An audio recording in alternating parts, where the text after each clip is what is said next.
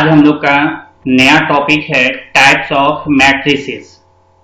Types of matrices में सबसे पहले हम लोग पढ़ेंगे रो मैट्रिक्स और रो वेक्टर। रो मैट्रिक्स को हम लोग रो वेक्टर भी बोलते हैं। इसको हम लोग इस तरह से डिफाइन करेंगे, a matrix is said to be row matrix और row vector if it contains only one row. मतलब वैसा मैट्रिक्स जिसके पास रो की संख्या क्या हो, वन हो, उसे आप बोल सकते हैं रो मैट्रिक्स या रो वेक्टर। फॉर एग्जाम्पल, जैसे कि इसमें आप देख लीजिए, इसमें रो की संख्या आपका कितना है, वन है।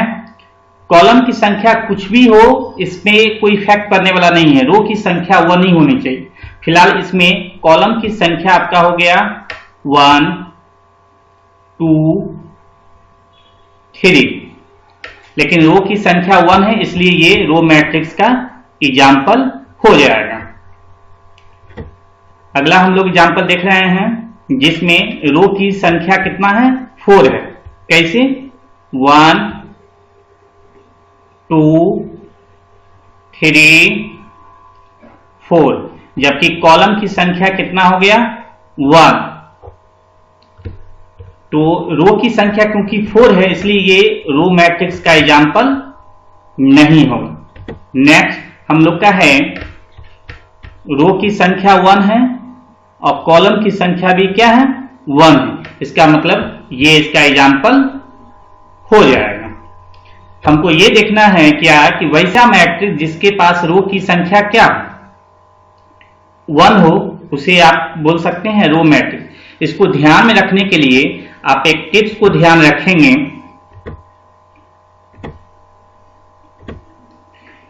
n इक्वल टू 1, n का वैल्यू 1 होना चाहिए। n कुछ भी हो, उससे हमको कोई बहस नहीं। जैसे यहां देखिए n का वैल्यू कितना है, 1 है, इसका मतलब ये रो मैट्रिक्स का एग्जाम्पल होगा। इसमें n का वैल्यू कितना है, 4 है, इसका मतलब ये रो मैट्रिक्स का एग्जाम्पल नहीं होगा। इसमें n का वैल्यू कितना है, 1 है, इसका मतलब ये रो मैट्रिक्स का एग्जाम्पल हो जाएगा। चलिए अगला हम लोग देखेंगे कॉलम मैट्रिक्स और कॉलम वेक्टर। कॉलम मैट्रिक्स को यहां भी आप कॉलम वेक्टर बोल सकते हैं। आप इसको इस तरह से डिफाइन करेंगे, a matrix is said to be column matrix और column vector if it contains only one column. मतलब वैसा मैट्रिक्स जिसमें कॉलम की संख्या क्या होनी चाहिए, 1 होनी चाहिए। रो की संख्या कुछ भी हो, उससे कोई बहस नहीं है। फॉर एग्जाम्पल, इसमें अगर बात करें तो इसमें रो की संख्या कितना हो गया, 1 2 3, लेकिन हमको तो मतलब है कॉलम की संख्या से, तो कॉलम की संख्या कितना है, 1 ही है, और चाहिए कितना, 1। इसका मतलब ये कॉलम मैट्रिक्स का एग्जाम्पल हो जाएगा। अगला एग्जाम्पल में आप देखिए, इसमें रो की संख्या आपका कितना है, 1, जबकि कॉलम की संख्या कितना हो गया, 1 और 2। इसका मतलब ये आपका कॉलम मैट्रिक्स का एग्जाम्पल नहीं होगा। लेकिन ये रो मैट्रिक्स का एग्जाम्पल होगा, लेकिन कॉलम मैट्रिक्स का एग्जाम्पल नहीं होगा, क्योंकि हम कॉलम मैट्रिक्स देख रहे हैं, इसलिए ये इसका एग्जाम्पल नहीं होगा। अब इसमें देख लीजिए, इसमें रो की संख्या भी 1 है, कॉलम की संख्या भी 1 है। ये रो मैट्रिक्स भी हो जाएगा और कॉलम मैट्रिक्स भी हो जाएगा, दोनों का ये एग्जाम्पल होगा। आप इसको इस तरह से भी ध्यान रख सकते हैं, n इक्वल टू 1, n का वैल्यू अगर 1 होगा तो वो कॉलम मैट्रिक्स हो जाएगा, नहीं तो कॉलम मैट्रिक्स नहीं होगा। जैसे यहां देखिए, यहां n का वैल्यू कितना है, 1, इसका मतलब ये आपका कॉलम मैट्रिक्स हो जाएगा। यहां पे n का वैल्यू कितना है, 2, इसका मतलब ये आपका कॉलम मैट्रिक्स नहीं होगा। और यहां n का वैल्यू कितना है, 1, इसका मतलब ये आपका कॉलम मैट्रिक्स हो जाएगा। नेक्स्ट हम लोग देखेंगे हॉरिजॉन्टल मैट्रिक्स। हॉरिजॉन्टल मैट्रिक्स को हम लोग इस तरह से डिफाइन करेंगे, a matrix is said to be horizontal matrix if the number of row is less than the number of columns.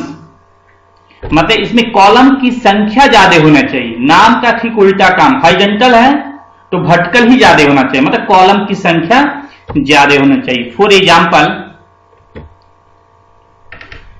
देखिए, इसमें आप ये ध्यान दीजिए, इसमें कॉलम की संख्या 3 है जबकि रो की संख्या क्या है 2 है, कॉलम हमको ज्यादा चाहिए, इसका मतलब ये हॉरिजॉन्टल मैट्रिक्स हो जाएगा। अगला एग्जांपल में देखिए, इसमें कॉलम की संख्या ज्यादा है, इसका मतलब ये हॉरिजॉन्टल मैट्रिक्स का एग्जांपल नहीं होगा।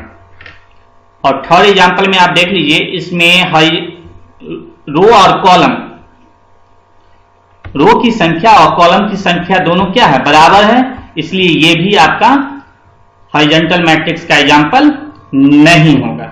आप इसको इस तरह से भी ध्यान रख सकते हैं टिप्स के through, m less than n, मतलब n बड़ा होना चाहिए और m छोटा होना चाहिए। चलिए अगला हम लोग का टाइप्स है वर्टिकल मैट्रिक्स। सेम आप हॉरिजॉन्टल मैट्रिक्स की तरह ही इसको भी डिफाइन कर सकते हैं। A matrix is said to be vertical matrix if the number of rows is greater than the number of columns। मतलब इसमें m का वैल्यू आपका ज्यादा होना चाहिए, n का वैल्यू कम होना चाहिए। मतलब कॉलम की संख्या ज्यादा हो, कॉलम की संख्या कम हो और रो की संख्या ज्यादा हो। फॉर एग्जाम्पल चलिए इसमें आप देखिए, इसमें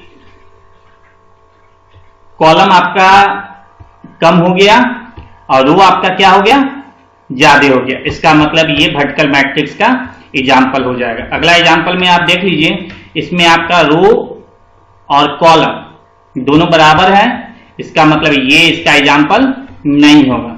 नेक्स्ट में देख लीजिए, इसमें आपका रो आपका कम हो गया और कॉलम आपका ज्यादा हो गया, इसका मतलब ये भी आपका पॉसिबल नहीं है, ये हॉरिजॉन्टल होगा लेकिन वर्टिकल नहीं होगा। आप इस तरह से इसको ध्यान में रख सकते हैं। m ग्रेटर देन n, मतलब m बड़ा होना चाहिए और n छोटा होना चाहिए। चलिए अब हम लोग नेक्स्ट देखें जीरो मैट्रिक्स और नल मैट्रिक्स। हम लोग जीरो मैट्रिक्स को नल मैट्रिक्स भी बोलते हैं। हम लोग इसको इस तरह से डिफाइन करेंगे, A matrix is said to be zero matrix or null matrix if all its element is zero। मतलब मैट्रिक्स के अंदर जितने भी एलिमेंट हो, सारे के सारे एलिमेंट क्या होने चाहिए जीरो होने चाहिए। रेक्टेंगुलर ब्रैकेट के अंदर एक या एक से अधिक जितने भी एलिमेंट हो, सारे एलिमेंट क्या हो जीरो हो, तब जाके वो जीरो मैट्रिक्स होगा या नल मैट्रिक्स भी आप बोल सकते हैं। इसको जनरली हम लोग डिनोट करते हैं जीरो से, it is generally denoted by zero. For example अब इसमें देखिए 6 एलिमेंट है, 6 एलिमेंट आपका क्या आ रहा है जीरो हो रहा है। 2/3 ऑर्डर का मैट्रिक्स, ऑर्डर पे ये डिपेंड करेगा नहीं, अंदर में जितने भी एलिमेंट है सब जीरो है, इसका मतलब ये आपका क्या हो जाएगा जीरो मैट्रिक्स का एग्जाम्पल हो जाएगा। चलिए अगला एग्जाम्पल हम लोग देख लें। अब देखिए इसमें आपका बी नंबर जो है ये भी जीरो मैट्रिक्स होगा क्योंकि ऑल एलिमेंट आपका जीरो है, जबकि सी नंबर आपका जीरो मैट्रिक्स नहीं होगा क्योंकि एक एलिमेंट इसमें आपका जीरो नहीं। आप इसको इस तरह से भी ध्यान में रख सकते हैं।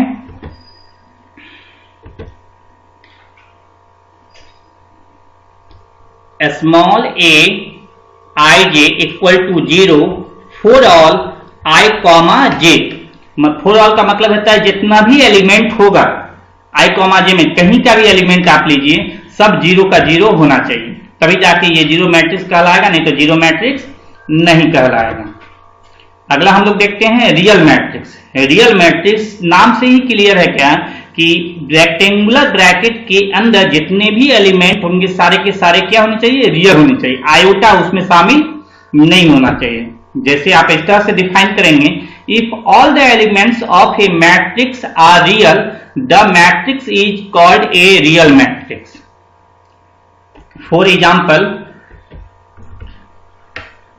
अब आप देख लीजिए इसमें 6 एलिमेंट है, 6 का 6 एलिमेंट क्या है आपका रियल है, इसका मतलब ये आपका रियल मैट्रिक्स का एग्जाम्पल हो जाएगा। नेक्स्ट एग्जांपल में भी आप देख लीजिए, चारों एलिमेंट आपका रियल है, ये भी आपका रियल मैट्रिक्स का एग्जांपल हो जाएगा।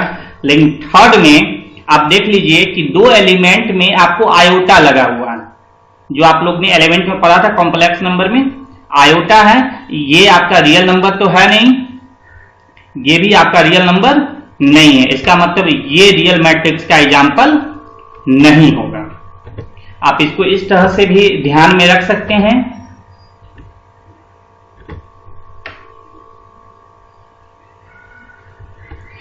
Small a i j equal to R, R का मतलब हो गया रियल नंबर।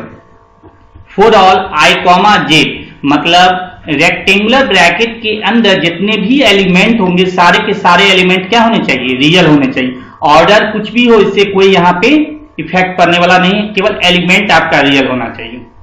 चलिए अगला टाइप्स हम लोग देख लें, सिंगलेटन मैट्रिक्स।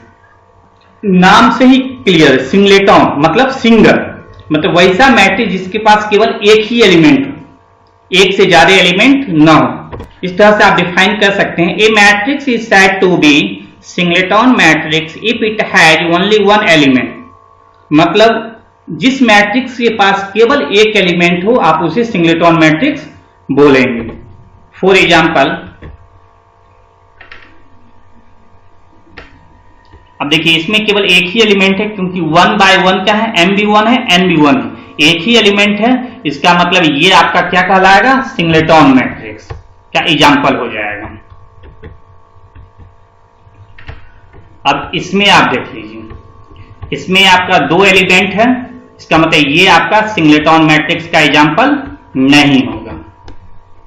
आप इस तरह से ध्यान रख सकते हैं,